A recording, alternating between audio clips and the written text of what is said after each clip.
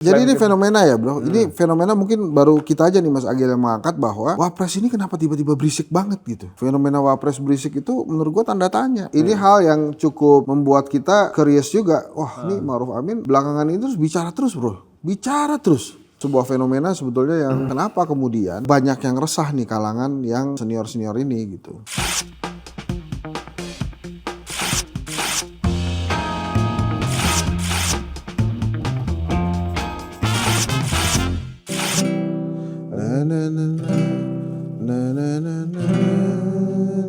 Sewu Kuto.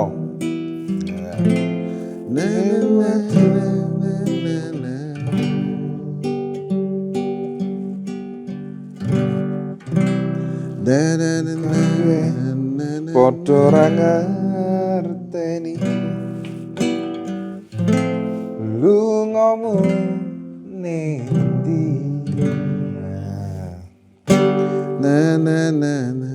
Dah itu aja. Tadinya terus terang kita tuh mau main November Rain. Lagunya GNR ya? November Rain tuh. Apa Bon Jovi ya? November Rain tuh GNR ya?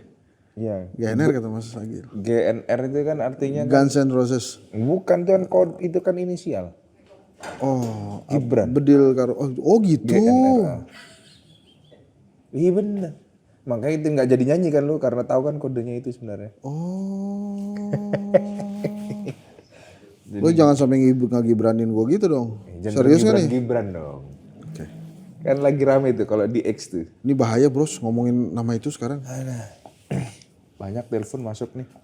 Udah ya. Tidak dikenal. Jadi teman-teman terima kasih edisi berisik hari ini. Mungkin banyak yang bertanya ya kenapa kita lama nggak muncul ya. Dan baru hari ini kita paksakan muncul. Imam nggak ada. Sampai hari ini juga dia nggak bisa dihubungi setelah WA-nya dihack. Kita juga hati-hatilah. Ya. Gue nggak ikut-ikut lah. Ini Kak, gimana kita ngomongin apa Kak? Nggak berani ngomong. Jangan. Oh iya, harus ngomong ya? Harus ngomong. Lah, Imam nggak bisa dihubungin. Ya nggak apa-apa, biarin aja. Jadi Imam nggak bisa Imam dihubungin tuh karena temennya... baterainya habis. Oh gitu ya? Baterai HP-nya habis. Oh bukan karena dia temannya Aiman ya? Ntar beneran gitu. Hah? Bukan karena dia temannya Aiman? Ya mungkin salah satu. Tapi katanya kasusnya Aiman lagi diturunin ya? Aku nggak mau ngomong itu. Lu beneran setelah itu kenapa jadi Enggak, ini kita kenapa sih dikumpulin sama Agil nih harus dia maksa-maksa banget? Lah iya, Kita Imam mesti nggak ada. Dia AdSense banget pikirannya men. Dia nggak mikirin keselamatan kita bro. Emang sekhawatir apa sih lu ngerasa hari ini kalau lu ngomong emangnya? Ya gue deg-degan aja. Oh. Kalau Agil mah pasti kemarin Takut kita baterai nonton HP lu banyak. habis ke Imam ya? Kalau dia kan ngeceknya AdSense berapa. Iya.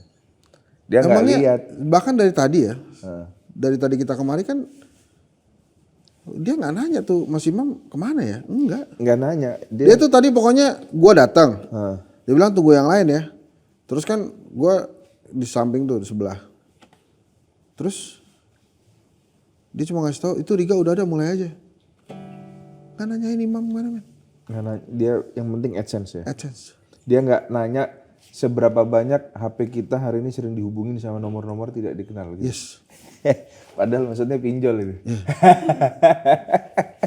Mampus lo diomelin sama Agil tuh. Rese lo udah mulai ya. Jadi tadi kenapa gua tuh memulai dengan karena lu nanya kan tadi kan jangan-jangan Imam karena deket sama Aiman. Jadi isunya itu penyelidikan ya berarti ya masih ya belum penyidikan ya pemeriksaan lah bahasanya terhadap Aiman tuh kawan senior Aing lah di media. Itu pasca pidato ini Pak Ibu Mega katanya yang membakar semangat para relawannya siapa Ganjar Mahfud. Kan Aiman ada di sana kan, maksudnya barisannya tim Ganjar Mahfud. Jadi katanya cukup membuat was-was pihak yang lain gitu loh. Karena berhasil membakar semangat. Ini bukan yang solid-solid itu. Bu Mega sih ciri khasnya merdeka ya. Merdeka. Kan kemarin dia ngomong ke relawan siap bertempur, siap kayak gitu. Terus lawan. Nah, terus sepanjang acara di auditorium tuh katanya lawan. Kalian baru berkuasa. Gitu-gitu ya. Tapi sudah seperti Orde Baru. ada nggak sih ini judul? Ini. Ini. Megawati. Mas Agil jangan galak-galak ah. Jadi Kenapa pemirsa, tunggu bentar. Sorry, ini pemirsa ya. Jadi ntar kalau lo ketemu orang gede, lebih gede dari gua, badan lebih gede dari dia juga, botak, kacamataan, otot tangan kanan sama otot tangan kiri gedenya beda. Nah itu Agil. Jadi lo kalau ngelihat ada orang kanan kirinya tangannya beda ototnya, nah itu. Makanya dia berani aja dia nyuruh kita kayak begini. Kitanya aja yang tepar. Ya, karena dia berotot. Tuh, Oke. baca tuh. Gimana Kak? Megawati, kenapa sekarang penguasa ingin bertindak seperti waktu Orde Baru? Setahu gua tuh kan kalau di Indonesia tuh WIB bukan WOB ya. Ini WOB nih, waktu Orde Baru, bukan WIB kan waktu Indonesia Barat. Mampus diomelin sama Agil, Riga garing. Itu bos, dia lagi sensi juga nih. Jadi sekarang ada WIB, ada WITA, ada WIT, ada WOB. Oke. Waktu Orde Baru. Lo nyiapin singkatan itu berapa lama gak? Sejak pengumuman MK, Pak. Itu rakyat zilenials itu ngerti gak sih zaman Orde Baru itu kayak apa? Oh, nggak ngerti karena nggak tahu ya. Tapi yang mereka pahami orang-orang yang pernah hidup di zaman Orde Baru hari ini punya satu hobi yang sama, Pak. Apa itu? Joget gemoy. Pernah nggak lu lihat? Apa lo lihat-lihat gue senyum-senyum gemoy gitu? Nggak, gue kebayangin lu joget gemoy itu pasti pas, Pak. Apa gimana sih? Gini-gini. Ya. Kan gemoy, lu kan sama gue gemoy ini. Jadi akhirnya Orde Barunya lupa. Iya. Tapi Megawati kenapa sih sampai ngomong kayak gini bro? Ya mungkin. Itu yang paling lucu sebetulnya kalau kita nanti ada videonya yang paling lucu tuh Om Arsat tuh sebelah Megawati dia agak bingung tuh. Gimana nih? Ini kan Ibu Mega ya, ini Pak Arsat kan, dia ngeliatin aja begini.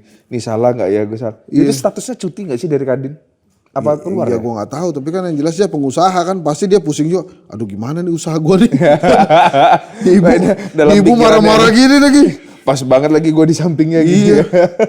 Om Arsat itu ketua pemenangan ya, Ganjar Ketua Mahfud. tim TPN ya, istilahnya kok di sana ya.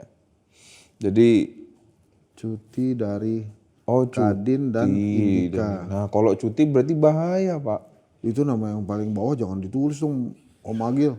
Itu kan nama merek, nama perusahaan, di dalamnya ada karyawan-karyawan juga yang menggantungkan nasibnya di situ. Ya nggak apa-apa. Tapi cuti dari Kadin berarti artinya ya wajar ekspresinya Arsat itu agak ketar-ketir juga kali itu ya. Tapi gimana Kak menurut lo, kenapa Bu Mega sampai ngomong ya terus based kemudian on her berapi-api experience gitu? ya kan kita nggak bisa menduga-duga. Cuman kalau berangkat dari pengalamannya Megawati dalam dunia politik sepanjang sejarah demokrasi di Indonesia, ya nggak bisa ditutupi bahwa Megawati kan orang yang sangat makan asam garam. Bahkan sejak dia masih kecil. Jadi sejak Megawati itu di bawah usia 35 yang menjadi ambang batas bawah seseorang bisa dicalonkan menjadi presiden dan wakil presiden. Waktu itu Megawati sudah merasakan bagaimana dia punya keluarga, dia punya ayah yang kemudian mendapat rongrongan dari orang-orang yang kemudian mau mengambil kekuasaan. Bahkan sebelum itu peristiwa proses menuju kemerdekaan. Karena Bung Karno waktu itu kan ada di dua fase kan. Fase memerdekakan Republik Indonesia. Terus kemudian fase di mana di era tahun 60-an itu dia sudah mulai digoyang kekuasaannya. Dan Megawati hidup di era itu sudah gitu. Artinya dia sudah merasakan sejak saat itu. Lalu kemudian ketika Orde Baru berkuasa, kan konteks kita Orde Baru 32 tahun. Ya Megawati kan dianggap sebagai kelompok yang selalu berseberangan kan. Tokoh yang selalu berseberangan sampai akhirnya peristiwa Polda Tuli itu ya kalau nggak salah ya. Perpecahannya PDI dan akhirnya lahirlah PDI Perjuangan yang kemudian dipimpin sama Megawati. Jadi Megawati mungkin paham benar bagaimana suasana ketika dia ada di luar kekuasaan pada era Orde Baru. Lalu kemudian Megawati menyebut kok rasanya seperti Orde Baru. Ya mungkin itu testimoni dia merimain memori-memorinya dia ketika Dia waktu itu masih berjuang bersama loyalis-loyalisnya lah saat itu untuk istilahnya. Nah itu menurut lo itu simbol jawaban dari dugaan kita bahwa memang Ibu Mega sekarang berseberangan dengan Jokowi atau Jokowi Kalimatnya berseberangan dengan PDIP? clear kok. Dia bilang lawan kok waktu pidato itu kan. Iya. Ada kosakata lawan kok. Itu kita nggak bisa di-stelin ya? Meskipun Megawati bilangnya tetap taat pada konstitusi, tidak ada kekerasan, itu harus di-highlight juga ya. Artinya orang-orang yang mendengarkan itu juga tidak boleh sepotong-sepotong. Megawati saat itu mengatakan memang kita terasa seperti kok di Orde Baru, terus kita harus lawan. Sebetulnya sih gini ya, ini agak belok sedikit boleh nggak sih Mas Agil? Sebetulnya yang menarik juga, ini beberapa tokoh bangsa itu juga mulai bersuara gitu. Yusuf Kala termasuk yang paling sering saat ini bicara itu Wapres. Wapres tuh bicara jangan ditekan tentang netralitas. Terus terakhir dia bilang soal netralitas itu jangan kemudian netralitas itu hanya jadi simbol. Nah coba tolong dicariin. Itu ada tuh. Wapres tuh bicara. Wapres Ma'ruf Amin. Makanya ini agak agak menarik juga nih. Apa yang membuat seorang Wapres, artinya gini, dalam idiom politik itu kan setiap kalimat itu kan juga kita harus cermat ya menafsirkannya kan Om. Jadi apa yang mendasari seorang Wapres? Dia ingin mempertegas statementnya. Netralitas itu jangan hanya jadi simbol. Maksudnya kalau dia sebagai pimpinan negara, dalam artian dia sebagai Wapres, dia harusnya cukup dengan mengatakan bahwa negara menjamin netralitas, misalnya seperti itu. Atau misalnya wakil presiden mendukung upaya aparat penegak hukum dalam menegakkan netralitas selama pemilu. Tapi kalimatnya bukan itu. Kalimat yang disampaikan jangan hanya jadi simbol. Jadi seperti ada keraguan. Jangan hanya jadi slogan gitu loh. Jadi ini menurut gue sebuah fenomena yang baru ya, sosok Ma'ruf Amin yang selama ini boleh dibilang dia tidak banyak bicara. Ya, relatif lebih diam. Nah, tapi sekarang jelang pemilu ini malah dia berbicara berkali-kali itu. Macam-macam juga dia bicara. Mungkin kalau diketik aja Wapres Ma'ruf Amin tuh berita terakhir keluar macam-macam tuh. Ya ini. Gak cuma ini doang, ini kan yang di Bratislava kalau nggak salah. Tapi ada juga beberapa tuh, coba di googling deh. Tanpa kata netralitas. Wapres aja, Wapres Ma'ruf Amin. Terus jadi dalam satu minggu terakhir pasti banyak keluar. Banyak dan dia nggak ngomongin itu aja. Di query-nya 1 minggu terakhir aja coba itu. Mas Agil lama juga ya internetnya apa di blok juga tuh sama? Ya nggak tahu deh gua. Apa tuh? Hati-hati dengan kentut setan. Apalagi di Wapres Ma'ruf Amin. Itu Wapres soalnya dia bicara terus men. Coba sih dibuka itu. Terus dia berharap KSAD Jenderal Maruli jaga stabilitas. Jadi dia banyak sekali bicara. Nih, Wapres Ma'ruf, hati-hati dengan kentut setan. Coba beritanya apa nih? Saya bilang, awas hati-hati ada kentut setan. Ada isu-isu yang dibuat oleh setan. Ada yang sifatnya itu tingkat RT, ada yang tingkat RW, ada juga yang tingkat nasional. Ada juga global. Maksudnya apa ya? Nah makanya menurut gue ini hal yang cukup membuat kita curious juga. Wah ini Ma'ruf Amin belakangan ini terus bicara terus bro. Bicara terus. Iya. Nah ini sebuah fenomena sebetulnya yang kenapa kemudian banyak yang resah nih kalangan yang senior-senior ini gitu. Kan sebelumnya ada 10 orang yang ke Gusmus itu. Tapi ada satu orang yang dia punya mimbar Pak. Dia berbicara, dia menyebutnya sebagai orasi kebangsaan. Namanya kalau nggak salah Satrio siapa ya? Enggak, gue ngomongnya pidato politik. Oh pidato politik, oh lu itu ya? Ya itu gue. Karena menurut gue. Coba kita resume sedikit lah. Apa sih yang disampaikan Henry Satrio, jubir rakyat? Enggak, jubirnya rakyat. Jubir Amin. Yeah. Anies Waimin. Bukan, itu bukan gue bro. Coba dong klarifikasi dong. Ya itu saya sudah bilang berkali-kali itu bukan saya. Terus mungkin yang mana lagi? Gue nggak tahu lah, tanya aja yang nulis.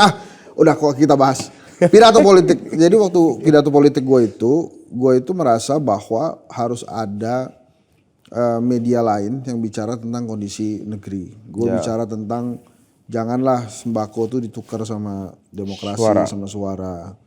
Kemudian ada kemunduran demokrasi yang menurut gue, dan terus kemudian harusnya kebebasan ruang akademik tuh ya, itu harus digaungkan gitu. Itu nggak lama ya, gue cuma bicara sekitar 12 menitan ya tentang hal itu gitu. Dan alhamdulillah responnya bagus dan baik tuh. Jadi menurut gue ruang kebebasan berpendapat itu para tokoh tuh harusnya mulai juga menyuarakan hal itu gitu. Iya. Jadi pada saat gue pidato terus kemudian tokoh-tokoh lain, ya gue tidak menyamakan gue dengan Megawati ya, tapi ya siapalah gue gitu. Tapi mudah-mudahan tokoh-tokoh yang lain juga mau melakukan hal yang sama, karena kan kita sekarang punya kanal media sosial yang banyak yang punya kekuatan juga seperti media mainstream. Kayak misalnya waktu gua pidato politik itu beberapa media mainstream juga menayangkan. Terus YouTube channel juga menayangkan gitu. Cuma Mengutip channel lah ini doang setidaknya. nih yang ada guenya, padahal dia nggak nayangin. Karena lu disuruh pidato langsung. Nggak, itu alasannya banyak banget bos. AdSense. Alasan yang menurut gue itu terlalu mengada-ngada dan terlalu cari aman gitu. Oh. Bahwa Hensat ini bahaya kalau sampai pidato di channelnya R66. Siapa? Izin Pak. Jadi waktu itu tuh gue melihatnya ya itu Pak, ya Ada. udah ganti ya. Tapi itu lu bayangin aja ya, dari 11 channel yang nayangin langsung, itu R66 nggak nayangin langsung men. Terus dia cuma nayangin cuma berapa detik gitu, dan omongan gue dicepetin gitu supaya cepat selesai gitu maksudnya. Enggak Pak, itu kan tadi kita berangkat sama sosok seorang Agil ini Pak. Dia tuh perspektif dia adalah AdSense. Jadi sepertinya pidato politik lu tidak memberikan dampak AdSense. Jadi bukan dampak elektoral Pak, kalau ini dampak AdSense Pak. Itu channel-channel lain ya, minimal ya. Minimal tuh 1000 bro yang nonton. Nah iya. Berarti Minimal 1000. ada distrust antara Agil sama lu, ini harus diselesaikan sih. Menurut gua sih gitu sih Pak. Nggak, ini sih gini ya. Kan gue mau pidato lagi refleksi akhir tahun ya. Ya. Kalau masih punya alasan-alasan gitu ya, menurut gue sih memang gue sebetulnya di ban di sini. Jadi nggak usah ada berisik-berisik lagi gini ya. Ya ini jangan-jangan juga kameranya dari tadi nyorotin ke lo doang nggak? Guanya nggak disorot. Iya, karena kegedean guanya, penuh kameranya. Nih, Tuh Wapres lagi. Jadi Wapres lagi. Jadi ini fenomena ya bro. Ini fenomena mungkin baru kita aja nih Mas Agil yang mengangkat bahwa Wapres ini kenapa tiba-tiba berisik banget gitu.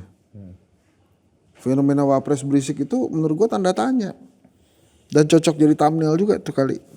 Ma'ruf Amin harap Kasat Jenderal Maruli jaga. Nah, bicara soal Kasat, kan baru banget nih kemarin dilantik. Dan sesuatu yang menarik adalah setelah sekian lama, sekian waktu Opung ini dirawat di Singapura karena sakitnya, lalu kemudian sekalinya dia kembali ke Indonesia, beliau langsung berada di Istana Negara untuk menghadiri penyematan ya, atau peresmian. Seger bro. Seger. Seger. Nangis kan karena mungkin akhirnya ponakan. Ada satu yang kejadian yang gua tangkap seru tuh. Jadi kan Pak Luhut ketemu Pak Jokowi kan, dia hormat tuh. Ya.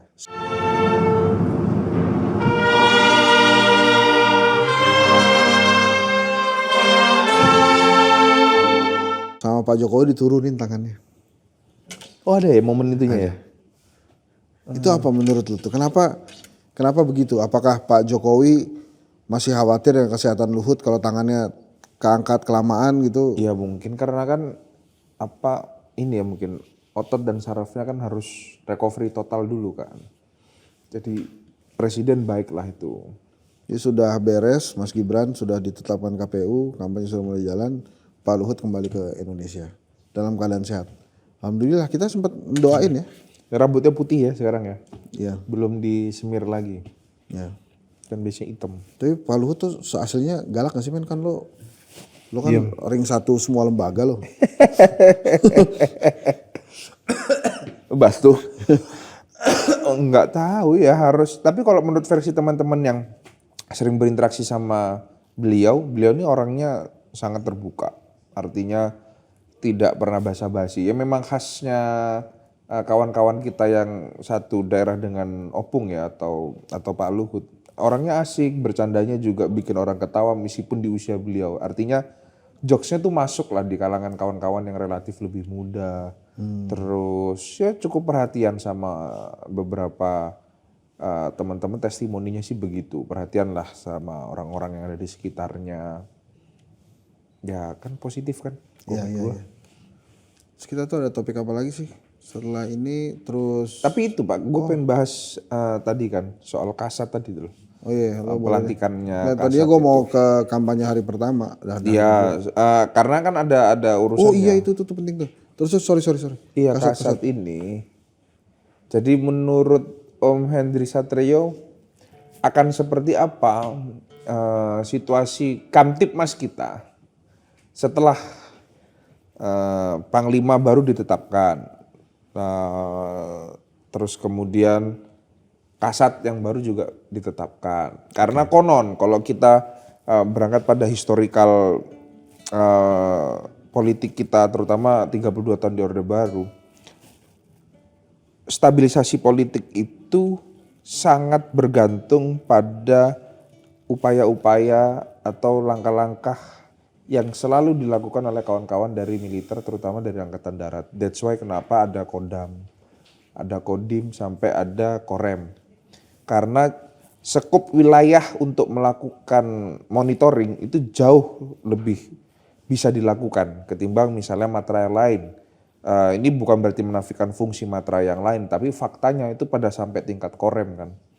Jadi apakah ini bagian dari upaya untuk menjamin Kamtipmas kita selama pemilu ini akan berjalan baik-baik saja dan sesuai dengan harapan kita, atau justru ini justru akan menjadi situasi yang sesuai dengan harapan sebagian orang. Bagaimana Om Hensan? Menjawab pertanyaan yang panjang itu, saya harus sampaikan bahwa saya percaya kepada kualitas pemerintahan Pak Jokowi saat ini, termasuk bagaimana aparat menjaga keamanan ketertiban nasional. Jadi saya optimis Indonesia akan aman. Udah puas belum? Belum. Coba itu terlalu normatif menurut gua. Sebentar ya, Mas Agi lagi ngetik.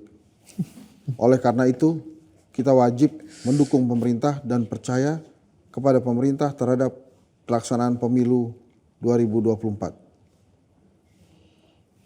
Kami yakin... Militer bukan bagian dari pemerintah, dia saya lagi baca ini. Oh iya. Kami yakin netralitas aparat sesuai dengan yang diinginkan oleh Presiden. Loh, gimana sih?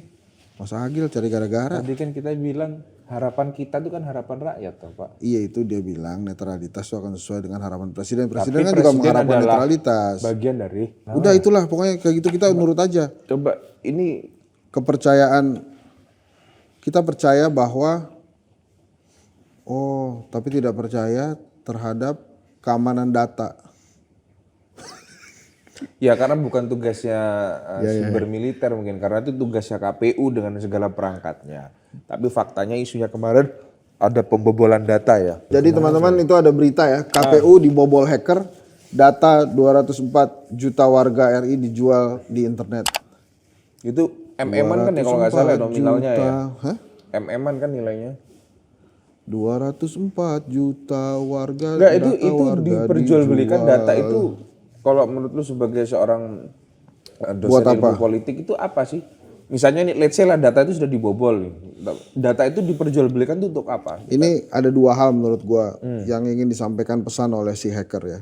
Yang pertama datanya belum aman. Terus kemudian kalau sudah di-hack, sudah dibocorkan gitu, data bisa disalahgunakan. Untuk? Ya mungkin skenario kita spesifik ya soal data KPU kan, maksudnya data pemilih bukan data rakyat ya. Skenario pemilu yang bisa saja kemudian tidak sesuai dengan demokrasi kan bisa aja begitu. Tapi kan penghitungan manual Pak dari TPS ke KPPS itu. Emang bisa dimanipulasi itu? Melalui sistem. Kan gua nanya. Udah kedengeran ya? Saya tuh dalam keadaan was-was pemirsa hari ini. Deg-degan, terutama sejak Om Imam nggak ada nih. Jangan sampai minggu depan Pak Ensat sendirian di sini. Ya. Jadi monolog ya. Tuh, sebentar. Bobol situs KPU, Jimbo jual data pemilih seharga 1,2 miliar. Apa sih buat apa ya bro ya? Misalnya pinjol bisa nggak? Dia bisa, cuman kan itu kan bukan data, ngapain harus pakai data KPU sih. Jadi secara spesifik tuh yang ingin gue diskusikan adalah kalaupun data itu memang berhasil dibobol, data itu kemudian diperjualbelikan tuh tadi katanya si Jimbo ini senilai 1,2. Data itu diperjualbelikan ke siapa dan untuk apa? Kalau tadi untuk melakukan rekayasa suara lah, let's say bilang seperti itu, emang bisa ya data yang sifatnya cloud ya. Gue jawab nih. Gue itu nggak bisa ngebobol KPU. Terus ada orang yang bisa. Nah pertanyaan lo, emang bisa ya rekayasa suara? Gue nggak bisa. Mungkin ada yang bisa. Mungkin. Jadi jawabannya adalah bisa saja terjadi itu. Ya mungkin ya.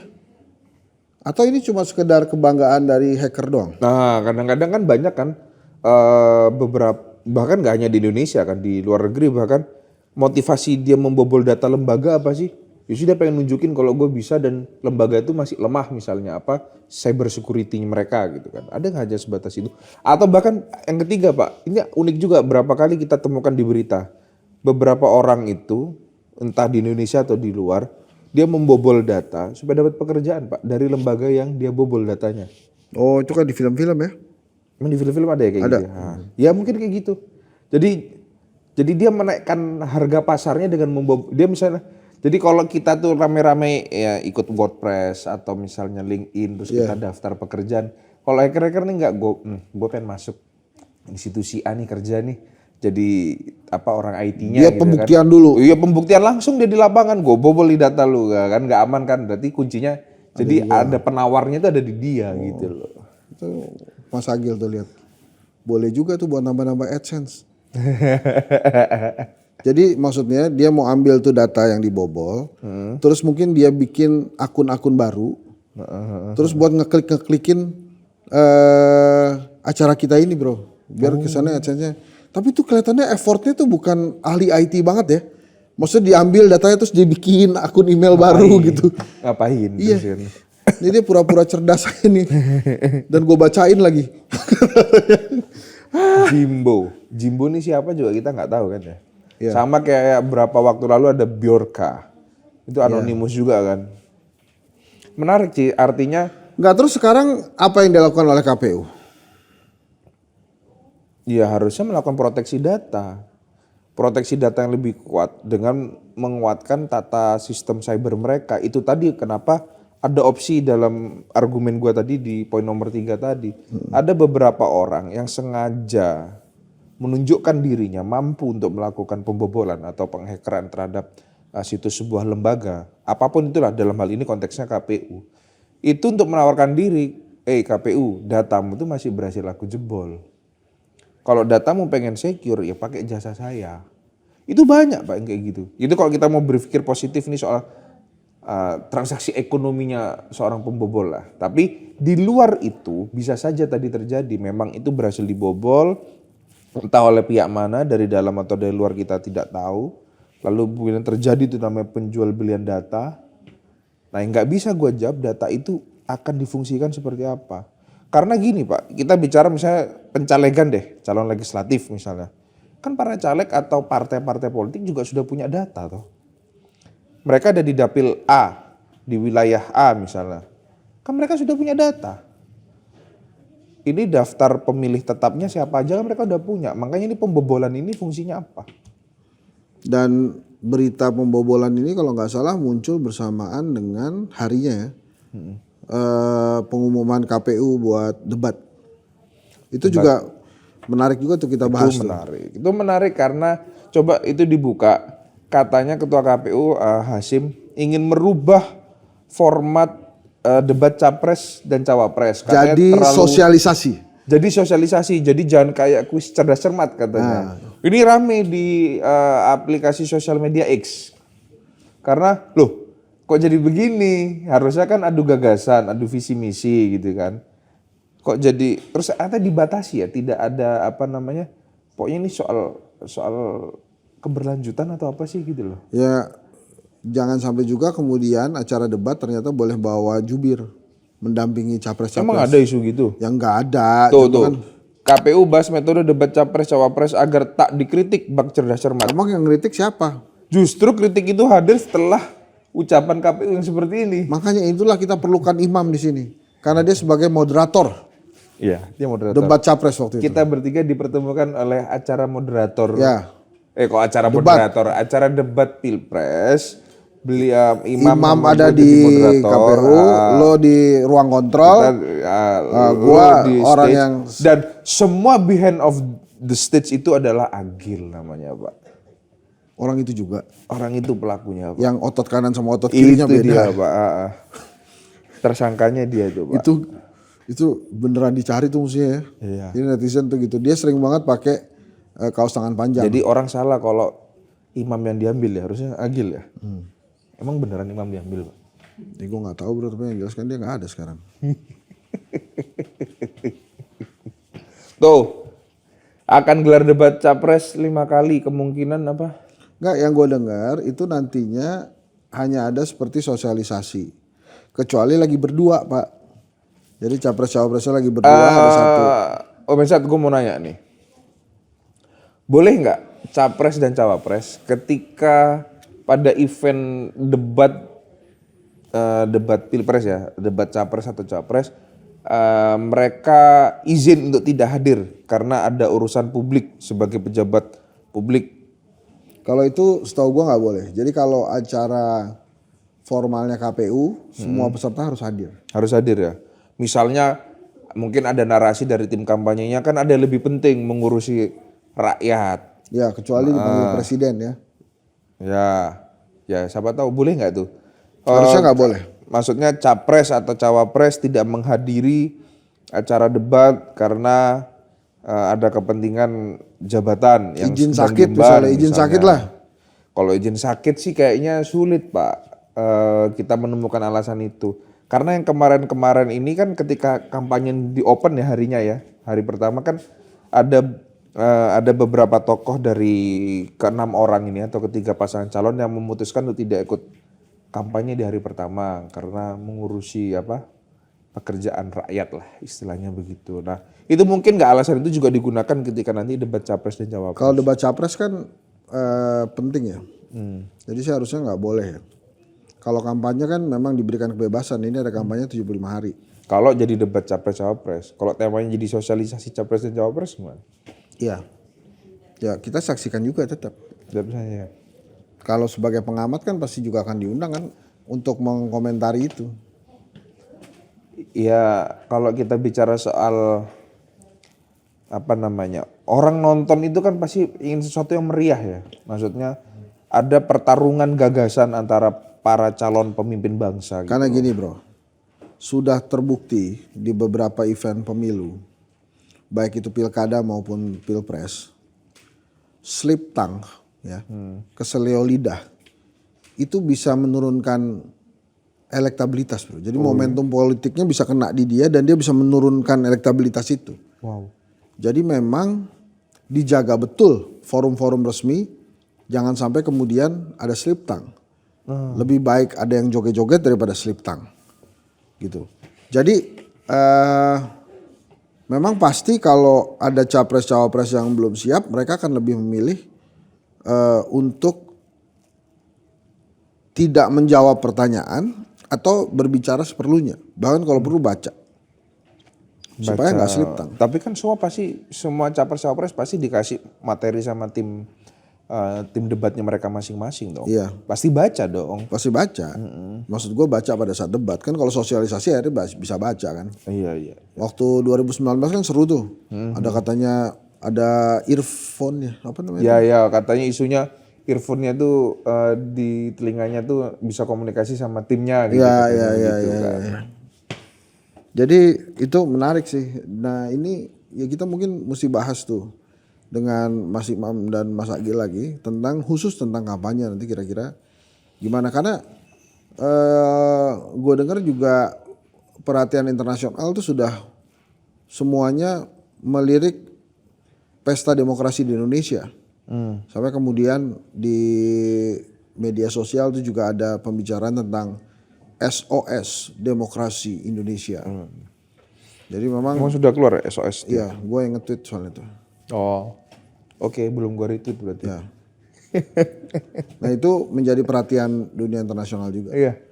Ya mudah-mudahan semuanya lancar ya. Kita ingin menyaksikan lah Ganjar, Mahfud, Prabowo, Gibran, Anies dan Muhaimin ini saling beradu gagasan. Jangan kemudian direduksi makna debat ini menjadi sesuatu yang negatif. Harapan kita seperti itu karena ada saja nih pihak-pihak yang berusaha untuk melakukan redefinisi terhadap debat itu. Padahal debat ini kan sifatnya sangat akademis ya. Kita yang hidup di lingkungan sivitas akademik baik itu dari tingkat pelajar maupun mahasiswa, apalagi dosen seperti Om Hensat, kita tahu bahwa debat itu adalah bagian dari pengejuantahan ilmu-ilmu yang kita dapatkan. Jadi ya kita pengen melihat dong apa yang ingin disampaikan oleh seseorang, lalu kemudian bagaimana orang lain itu membantah dengan argumen-argumen yang juga cukup tepat, yang akademis, punya teori yang berdasar, atau kemudian punya data lapangan yang faktual. Jangan kemudian didorong menjadi perdebatan ini menjadi sesuatu yang debat kusir, terus tidak bermakna. Itu sih ketakutanku secara pribadi. Jangan sampai kemudian ada pihak-pihak yang kemudian mengampanyekan jangan ada debat karena debat itu tidak penting. Betul. Gitulah tadi teman-teman, itu pemaparan dari Riga Petenis dan Hensat Akademisi. Kita akan ketemu lagi di pertemuan selanjutnya. Dan terima kasih sudah menyaksikan Berisik ini. Saya juga berterima kasih kepada Kiai Ma'ruf yang ikutan Berisik. Ibu Mega juga ikutan Berisik dan tokoh-tokoh lainnya ikutan Berisik. Kayaknya next kita pengen bahas ini deh. Ucapannya Ketua TPN Ganjar Mahfud itu dibilang Arsat itu bilang bahwa Jawa adalah kunci, ini kan rame di masyarakat karena akhirnya dianggap rasial. Padahal maksudnya Arsat ini melihat bahwa jumlah pemilih di wilayah Jawa itu memang sangat masif. Tapi kita bahas di episode selanjutnya. Termasuk yang lagi panas juga di media sosial, ucapan PJ Gubernur Jakarta yang akan mengirim ASN berkinerja buruk ke IKN. Berarti IKN adalah pembuangan. Jadi selamat bagi para ASN Jakarta yang masih bekerja di Jakarta, berarti kinerja Anda baik. Karena kalau Anda tidak bekerja baik, Anda akan dikirim oleh PJ Gubernur Pak Heru ke IKN. Itu diomelin gak dia sama Pak Jokowi? Kayak apa sih penjara punya Amerika itu terhadap tahanan-tahanan yang Alcatraz. Alcatraz tuh? Oh, kalau gue kan maintenance taunya Alcaraz ya. Oh. Jadi teman-teman, itu menarik juga tuh, itu Pak Jokowi marah gak ya? Negur gak ya? Tuh langsung WA kali ya. Masih mau jadi PJ apa enggak gitu. Anda ini mulai miring-miring. Saya ganti ya. Kita bahas besok tuh Pak. Harus ada imam kalau beliau sudah bisa kita hubungi. Mas Agil tuh bisa gak sih menghadirkan Pak Heru di sini? Supaya kita tanya langsung tuh. Iya. Dia tuh ada yang bilang dari Jakarta untuk Indonesia, promosi buat Anies. Iya kan? Jakarta untuk Indonesia. Terus tiba-tiba dia bilang ASN bekerja buruk kirim ke IKN. Seperti ancaman. Jadi seperti IKN tuh akhirnya dalam persepsi orang, loh berarti PJ ini menganggap IKN itu sesuatu yang menakutkan. Sehingga orang harus berlomba-lomba jadi ASN baik supaya tidak dikirim kepada hal yang menakutkan gitu dong. Iya, itu kan pengalaman Heru berarti kan. Sebagai PJ kan pasti dia pernah ke sana kan, dia orangnya Jokowi. Bukan sebagai PJ, dia sebagai apa waktu dulu? Sekretaris Presiden. Dia ke sana, wah menakutkan nih IKN nih. Kalau gitu saya ancam nih. Jangan-jangan PJ sudah mulai melakukan joget-joget gemoy ini. Ya. Oke teman-teman, terima kasih Mas Agil, Mbak Wita, terima kasih. Kita ketemu lagi dengan topik yang berbeda. Ya. Itu tadi terakhir kita akan bahas besok. Ya, dan jangan lupa tetap tekan Mas Agil untuk bisa menayangkan pidato saya refleksi akhir tahun 2023. Sudah out of topic gitu ya, Pak. Assalamualaikum warahmatullahi wabarakatuh. Ya, mana aja.